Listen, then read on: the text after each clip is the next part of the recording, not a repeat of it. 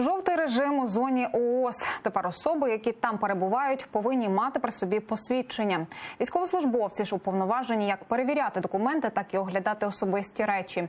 Жовтий режим запровадили у зв'язку з процесом розведення військ. Його розпочали напередодні на ділянках, які погодили на переговорах у Мінську.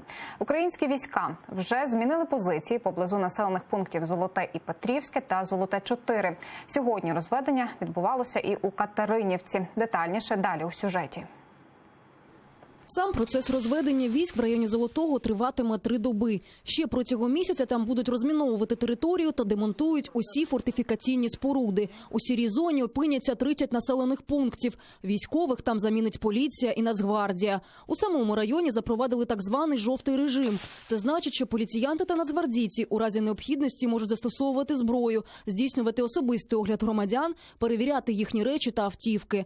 Крім того, якщо потрібно, використовувати приватні автомобілі. Аби показати, що насправді відбувається в Золотому, українські бійці самі фільмують і викладають відео у соцмережі.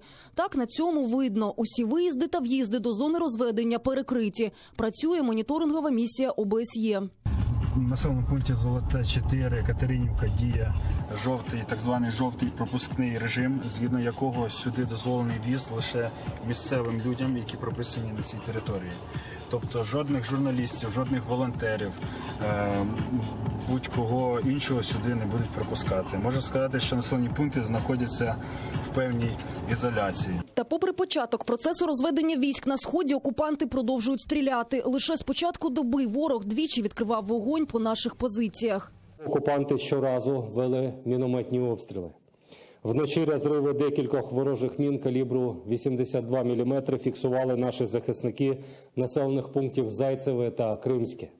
Також тут противник застосовував гранатомети та стрілецьке озброєння. Захисники України адекватним вогнем у відповідь та неухильно дотримуючись мінських угод, щоразу примушували окупантів припинити обстріл. Кіборг Микола Воронін, як ніхто, знає про підступність ворога.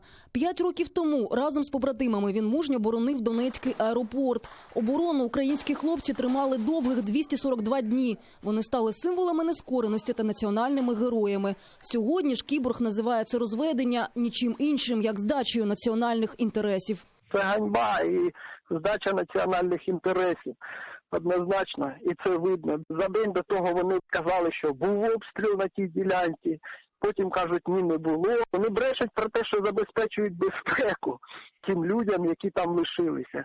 Ну і ось ми бачимо, обстріляли і знову Золоте, будьте ласкаві, там же, там, де розвели. Незадоволені відступом українських військових і добровольці полку Азов.